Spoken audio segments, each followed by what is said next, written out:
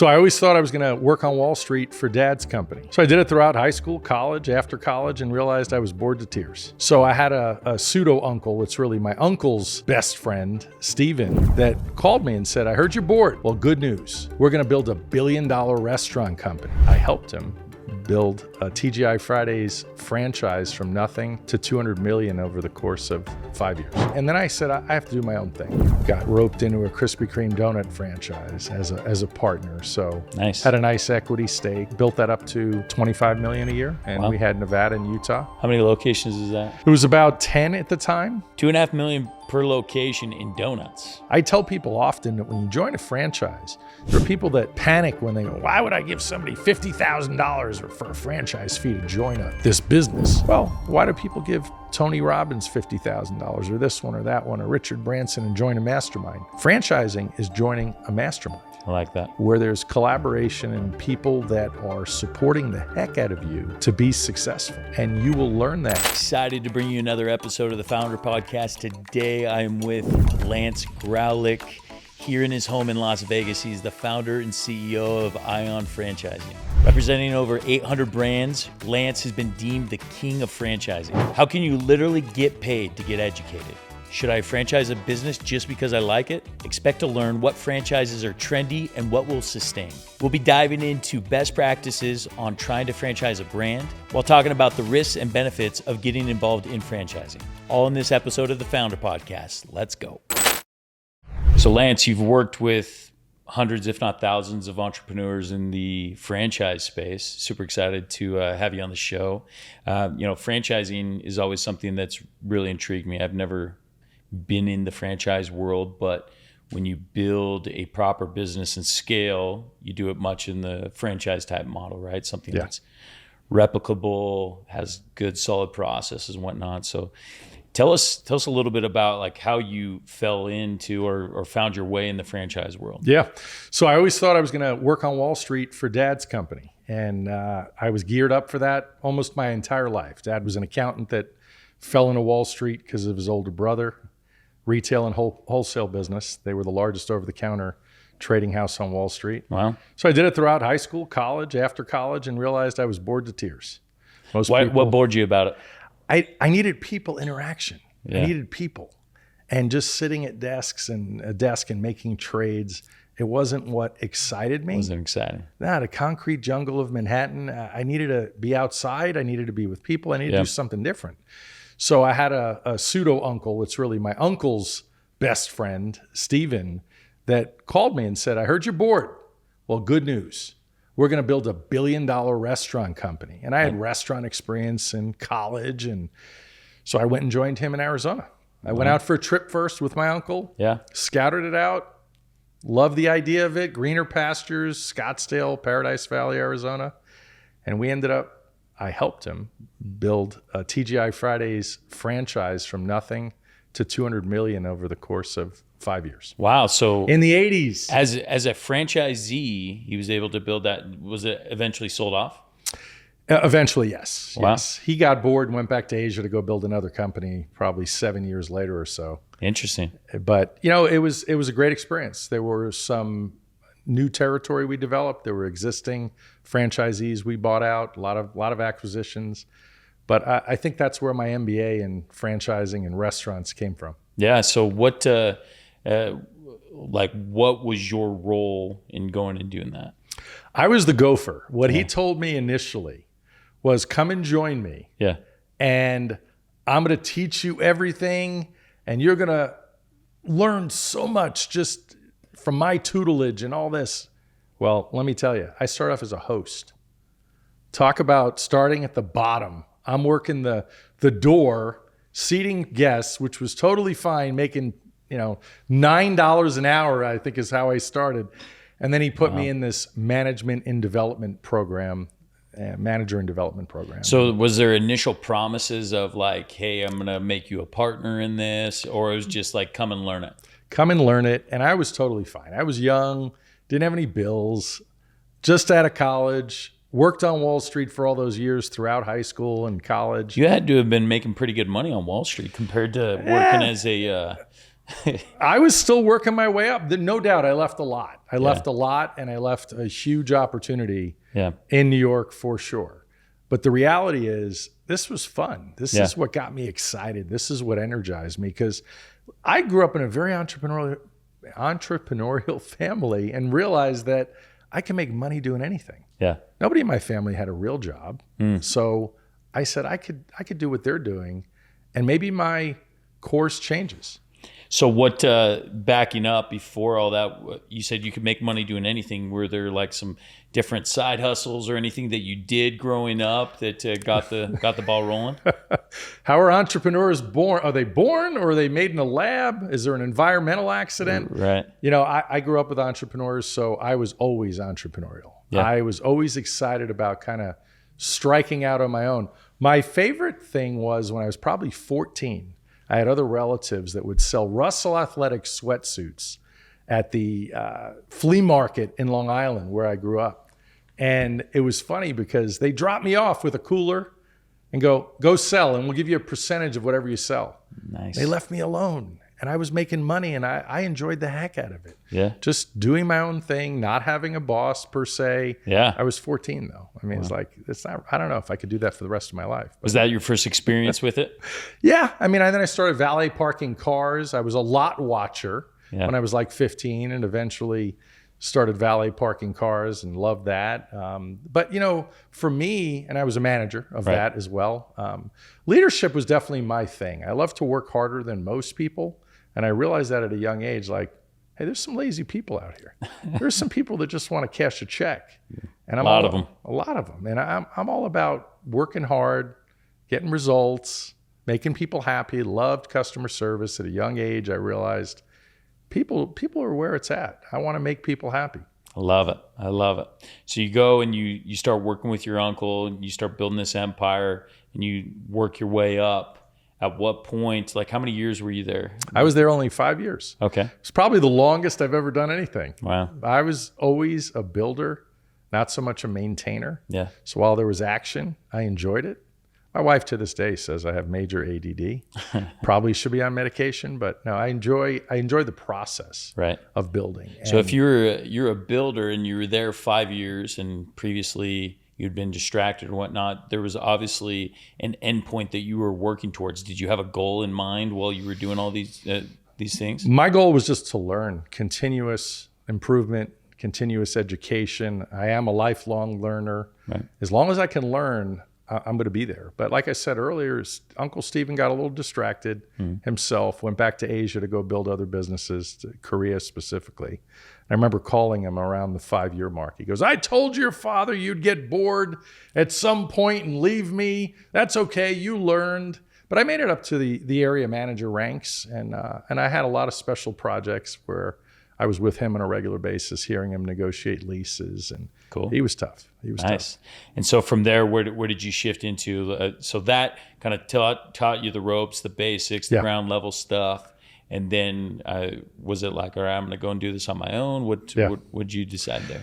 So I had a hell of an education. I'll never forget at TGI Fridays corporate management training. I'll never forget. They said to all of us, so you know more than 98% of restaurant owners anywhere in the world now with this education. And I believed it. I really believed it. It's a hell of an education and a process with Fridays.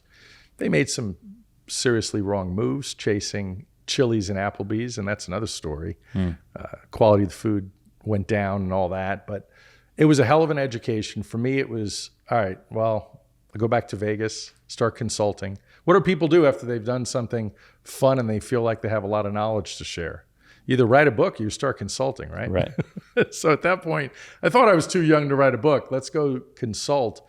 And I enjoyed that, but eventually I got in the hotel business, became an opening food and beverage director at the Stratosphere Hotel in Vegas. Did about $50 million in food and beverage, had about 700 employees. It was a blast.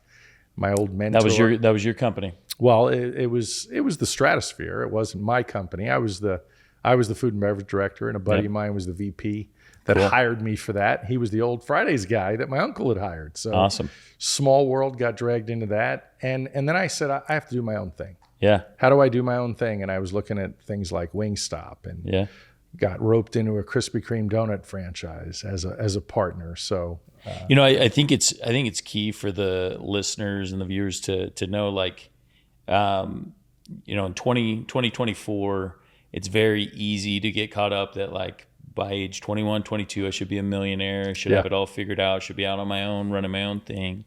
But you took a different route, right? Like, you went and you learned from your uncle.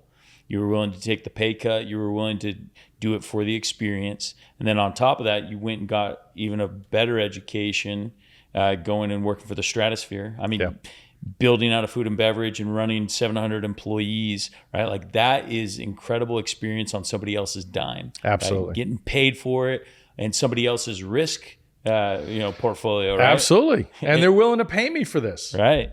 Right. I think that's probably one of the most underrated things in entrepreneurship right now, is going and being an intrapreneur for somebody else, operating under somebody else's risk, diagram. The fact that you're not making the risk, right? You got open access to the hiring, the credit card, the everything else, really running a business within a business.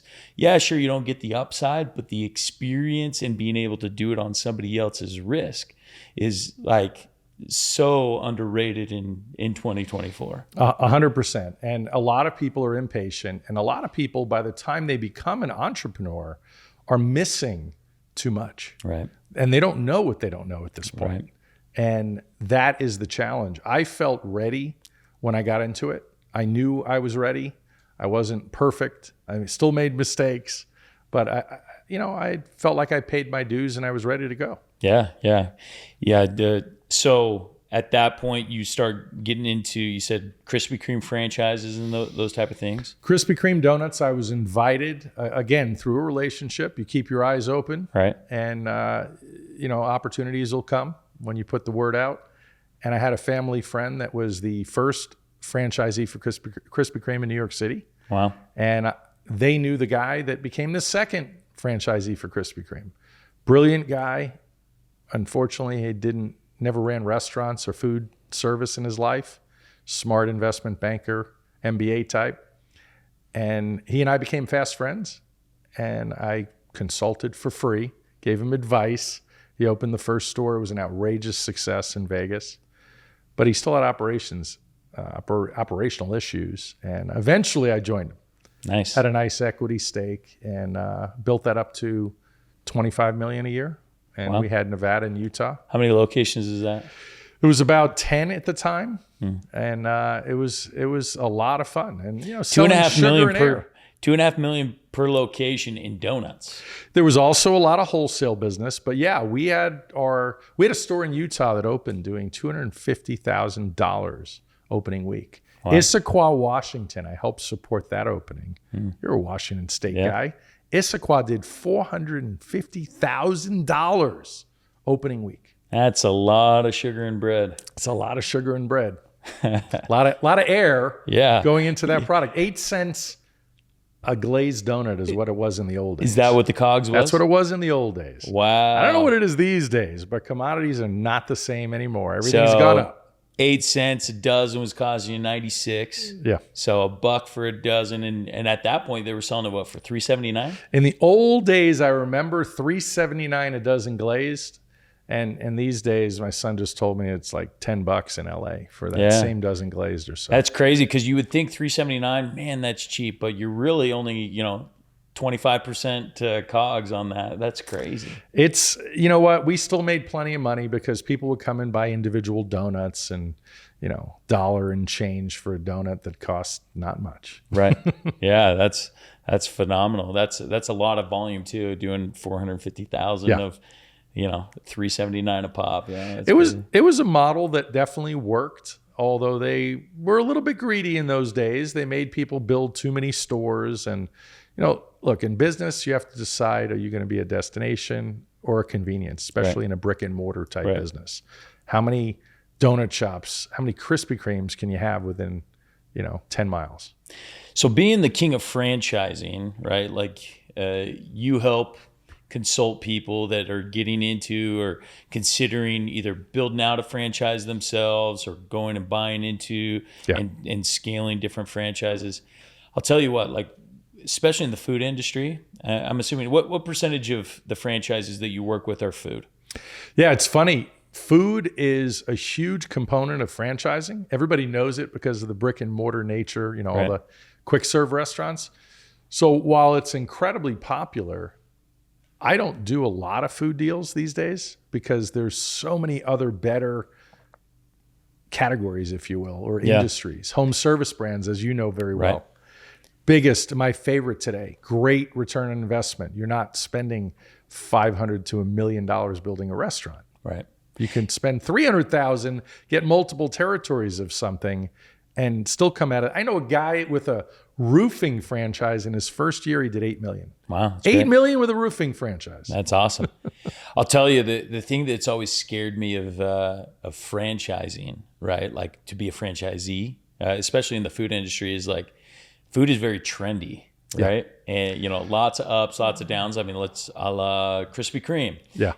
I look at what it used to be 20 years ago, man. It was like you pull up to a Krispy Kreme, you got a line wrapped around the building and out the parking lot. Now it's like, man, they're serving them at gas stations and little fundraisers. So like, what would you say to someone that's maybe like a cynic or like, because I'm a little overcritical towards the food industry. It's like, why would it be worth it to me as a franchisee to take all the risk? Right, because I get it for the franchisor, man. They're making anywhere from 6 to 10% in that of the revenue, and really not footing all the risk. So what would you say to somebody that has a feeling like that? Yeah, first of all, any franchisor that wants to do really well needs to support the heck out of their franchisees and make sure they're successful. For sure. Otherwise, they don't have an exit. Right. So the reality is you have to find the right leadership team with the right business model. Food can be trendy. Remember frozen yogurt? Mm-hmm. Everybody wanted a frozen yogurt business. Yep. That was easy to predict. Yep. It was like banking all over again. There was every bank, there's always a consolidation at some point. Well, in the yogurt business, I'm like, oh gosh, here we go. Another yogurt brand. Yep. Easy barrier for entry. Everybody's jumping into it. Everybody likes it. Well, you don't go in with things that you like. That's why I tell people, forget about your passion. Do you want to make money or not? Use your skills. But leadership, look at the leadership of the business you're getting into. Look at the history. One of the best parts of the franchise process is actually talking to the existing franchisees. And any great franchise has a formal validation process where they say, Chris, here's a list of 100 franchisees. Call 5 of them, call 10 of them, talk about their experience.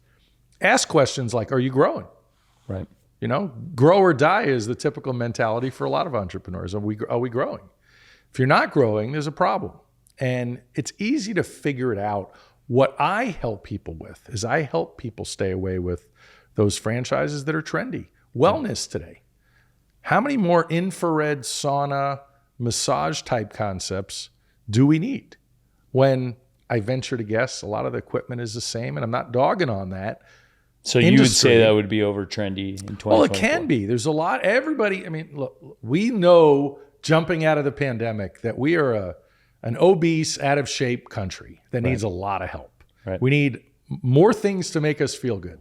Sadly, food and sugar and things like that do it. I'm with Wingstop, I did that too. Mm-hmm. Whole bunch of fattening food.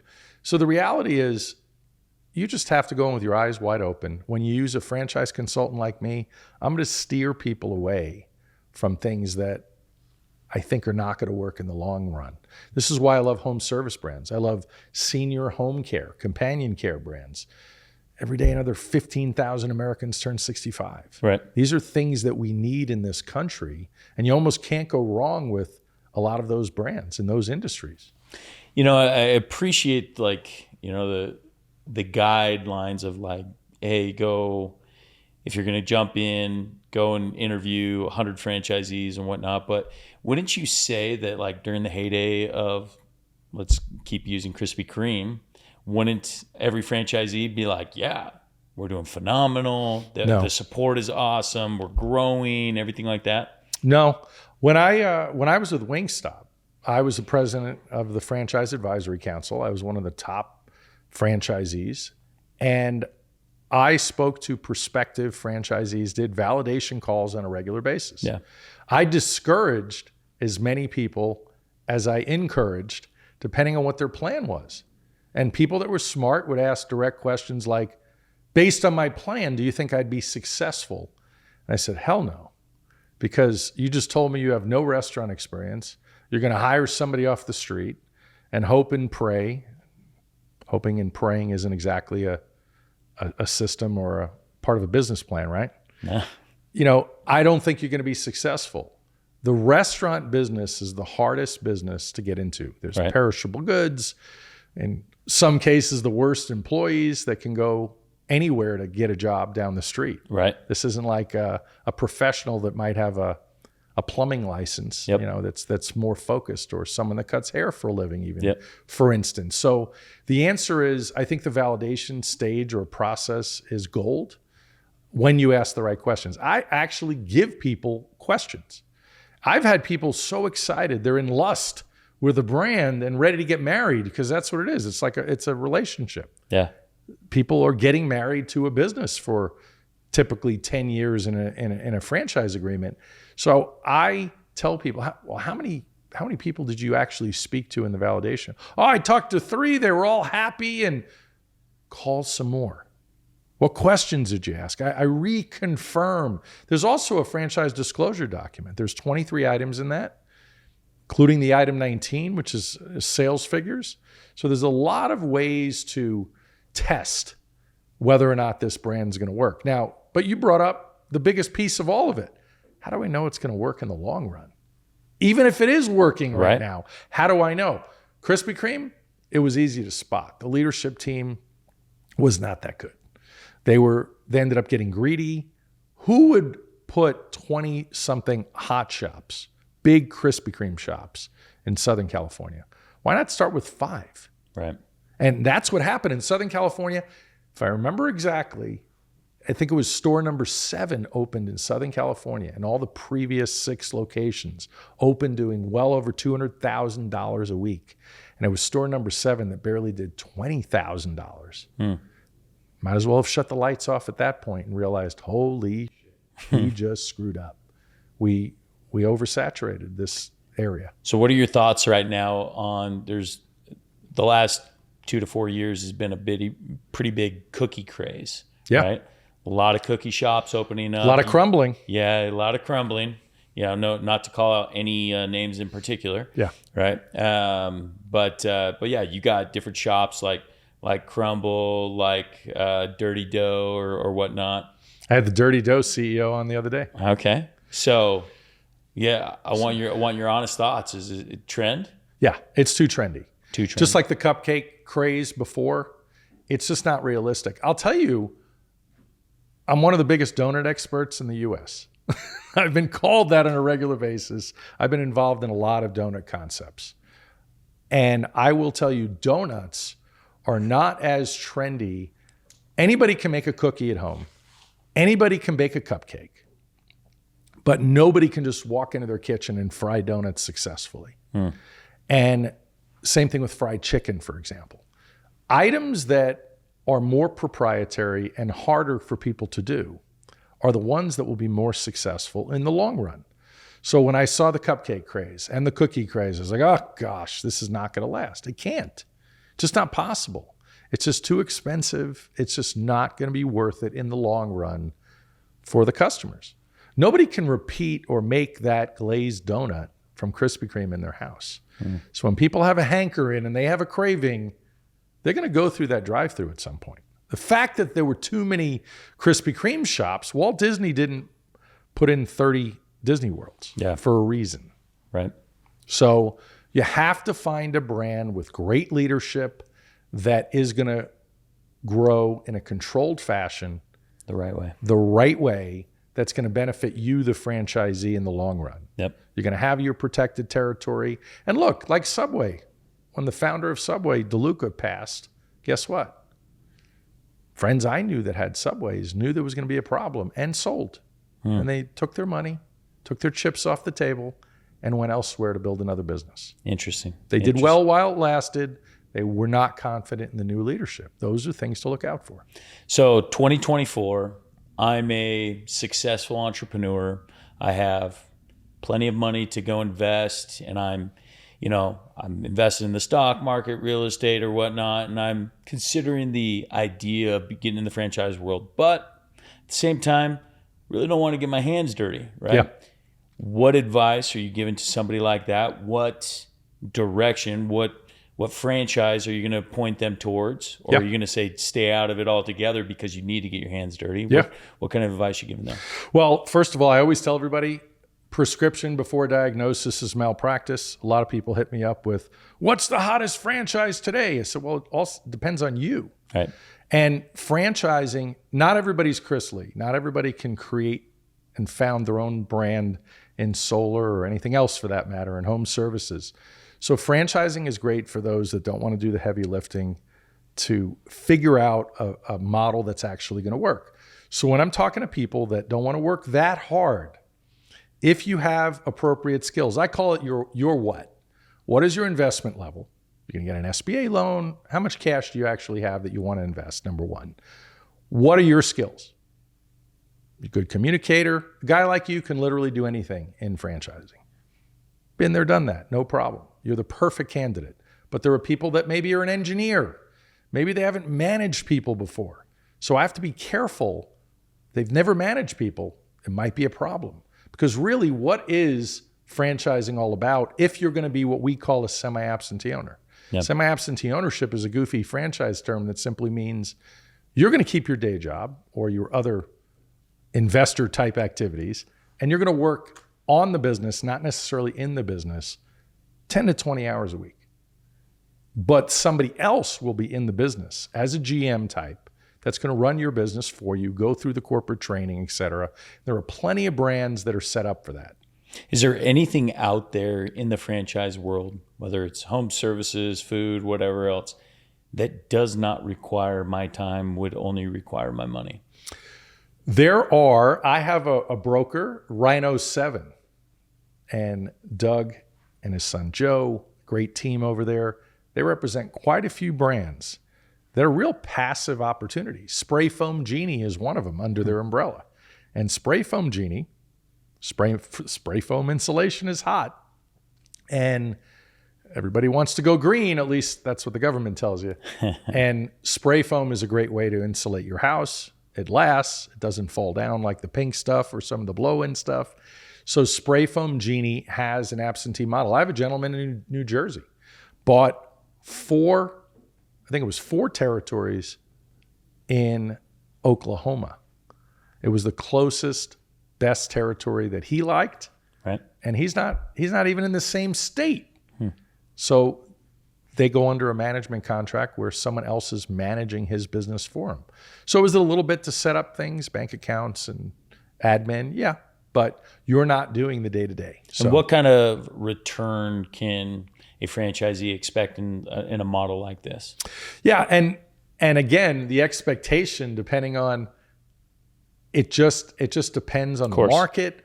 But as you know, if Wall Street, if the S&P 500 can return 10.5% since the 50s, right, people have a certain expectation. Well, in real estate, I got this, and I want to get more if I'm going to invest in a business. You also have the write-offs, depreciable assets. So depending on your accountant and how you structure things, your goals might be adjusted as well. So it just depends. Can you get your money back in 2 years? Maybe. In the restaurant business, it's typically the longest because you have, a larger investment. Right. So it might take you 5 years to get your money back off of restaurants. It might be 3 years. But the beautiful part is the exit. Yeah. Because in franchising, as a franchisee, you're going to sell for 3 to 5 times cash flow, typically. And, you mentioned cookies. I had a Crumble franchisee looking to sell for about $15 million, just a few locations a couple of years ago, 5 locations. Hopefully he's still doing well. Some aren't. There is some crumbling going on, as we alluded to. With the cookie is crumbling. Yeah, the cookie is crumbling a little bit. But, it all doesn't last forever unless you're in some really solid niches like home service brands. Right. And I mentioned earlier senior home care, but there are some pretty incredible returns for franchisees. I have plenty of brands, a garage door brand. Yeah. I know a franchisee that just exited for $100 million. A franchisee. Crazy. He didn't build his own, I mean, he built his own company, but he didn't What create. franchise was that? That was Precision Garage Door. 1 hour heating and air conditioning. My wife's niece and her husband just got involved in that. They're not even 30 years old. Good for them. Not in that industry. They've had people exit for 60 million. I think 108 million is their record today. So what do you think about, I don't know if this is what you call it, maybe like more the reverse franchise model, which is like the Chick-fil-A's of the world, right? Where it's owner operator, you're very little down, but very little equity. I don't know, was it a 15% equity stake in your locations? You're sharing in the profits and you have the potential to make, I mean, a lot of Chick-fil-A operators, as you're alluding to, they're not really franchisees, they're operators. That's what they call them. Right. They might make $500,000 a year. It's an incredible opportunity for a lot of people. Right. But over time, the true entrepreneur, most people are not going to last in that system. Yeah. They're going to feel trapped. Sounds terrible to me. Yeah. Like you're telling me I got to show up to a restaurant and run this thing and like that I'm maxed out at 2 locations total. Yeah. Is there anybody else like Chick-fil-A doing a similar model? You know, in the old days, Outback did that type of model that I considered pretty similar, the proprietor model. Yeah. In those days, your buy-in, Chick-fil-A's 10,000, Outback I think was 25,000, and you got 10% of the cash flow. Plus you got a modest salary. Right. And there were people doing incredibly well back in the day with Outback, but you have to consider there are some people, when you use the intrapreneurial, word before, there are people that aren't necessarily ready for a full commitment.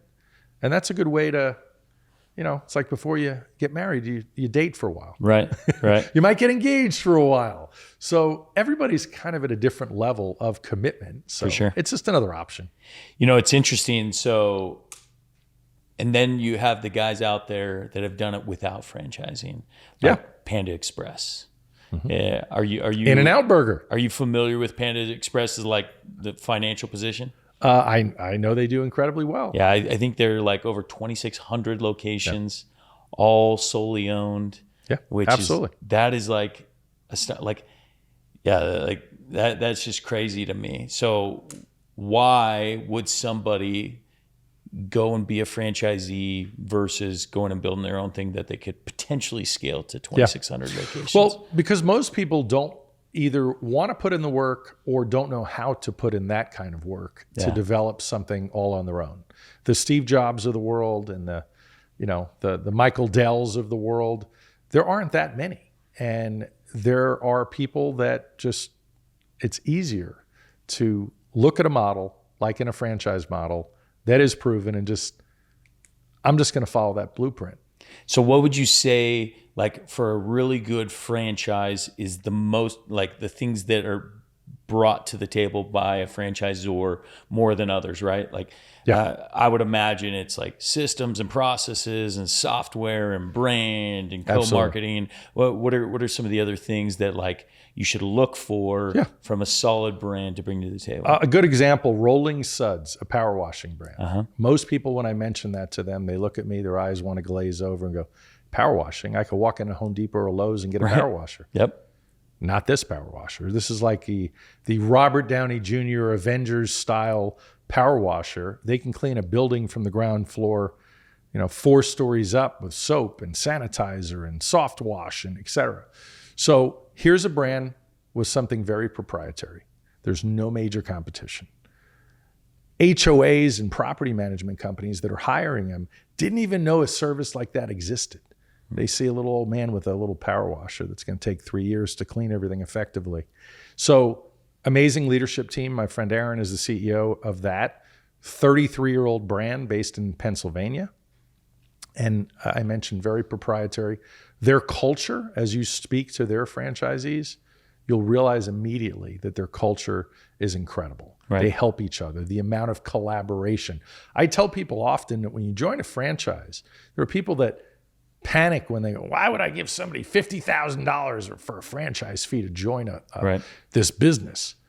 Well, why do people give Tony Robbins $50,000 or this one or that one or Richard Branson and join a mastermind? Franchising is joining a mastermind where there's collaboration and people that are supporting the heck out of you to be successful. And you will learn that. Rolling Suds has an incredible culture. We got to spend some time at their corporate, and they just had a grand opening for their new training center in Nashville.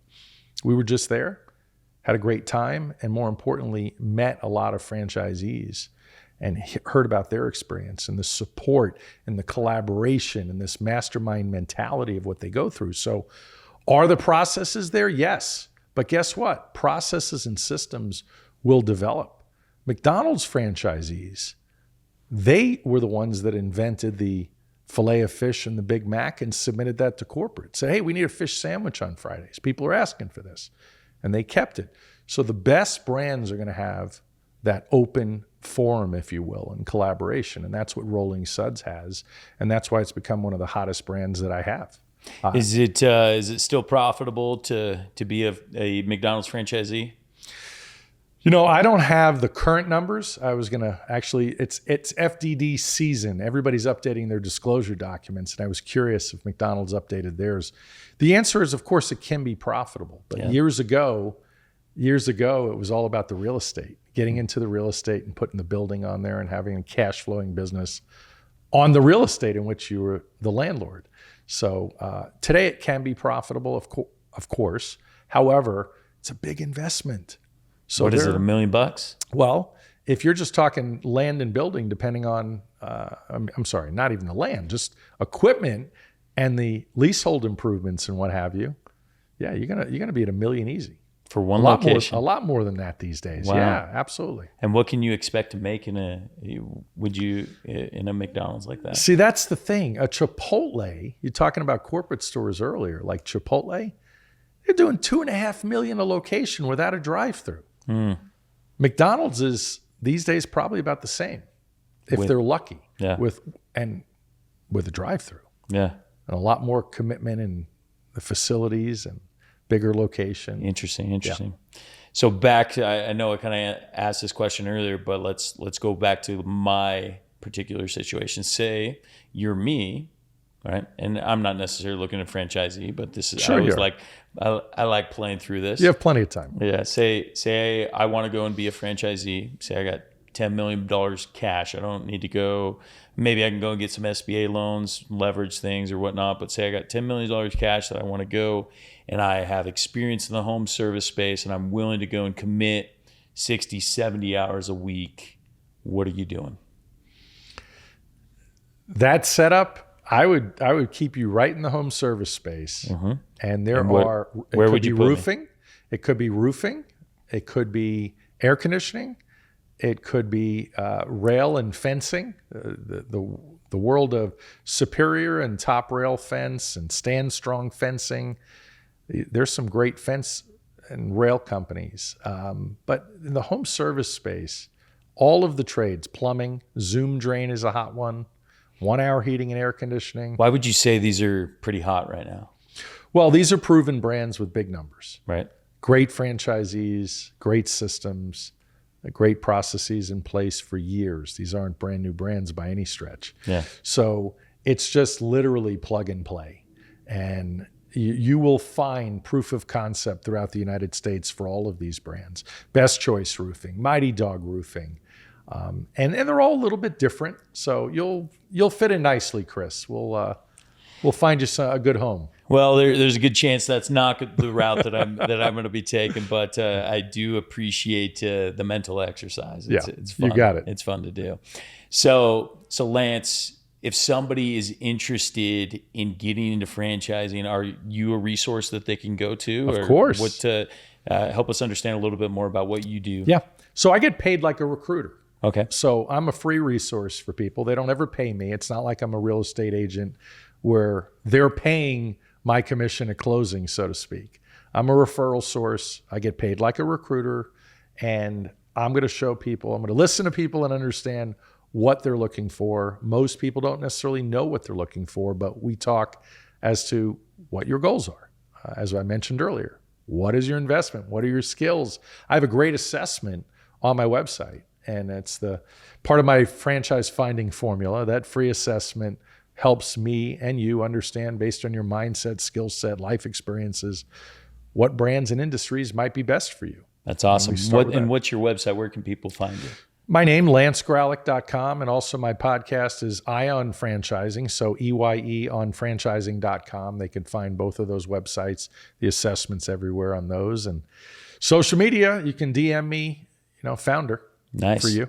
Are you a big guy on Instagram? You control your own, or you have a team that runs that? I have some teammates that do help me with it, but I'm typically the one answering, responding to the DMs and whatnot. So, yes. And your handle on Instagram, which one is that? It's Lance Gramlich. It's Lance.Gramlich. Technically, it's got some followers, so you'll find me. Nice. Well, Lance, I appreciate just the deep dive into the franchise world. It's fascinating. It's a whole new way of doing business. I've personally have never been in the franchise world. I've flirted with the ideas, right? I have friends that have been very successful. One of my good friends sits on the board of franchisees for Papa John's. I think he's got something like 80 locations now. Nice. Of course, Papa John's is famous for recently having Shaq come in and buying a bunch or whatnot. Have you, with some of the brands and whatnot, have you ever dealt with any of those more celebrity type franchise owners? Yeah, Jeff, who's the CEO and founder of Everbowl, he's got Drew Brees has 150 or so Everbowls. So, for sure. Are you are good friends with Jeff? I was on Jeff's podcast. He's gonna join me on mine soon, and hopefully we can drag Jeff's Drew with us. Jeff's a great dude. If you guys haven't watched the episode that I did with Jeff, we swap podcasts. Yeah. He's got a great podcast. Love it. Jeff Fenster show. It's great. So, Lance, appreciate your time. Last piece of advice. So somebody is really struggling to take that leap to go and start their business, to do the next big thing, or just, really struggling to get outside of their comfort zone. What piece of advice would you give to them? Start. Most people remain stuck. Please start. And the start, just call me, reach out. I give free advice all day. Sometimes I'm talking to people and I have a feeling, based on their own admission, that it's going to take them years to get out of their rut or whatever scenario they're in. It doesn't matter. Start, reach out for some help. I'm happy to help anybody. I love it. Appreciate your time, Lance. Until next time.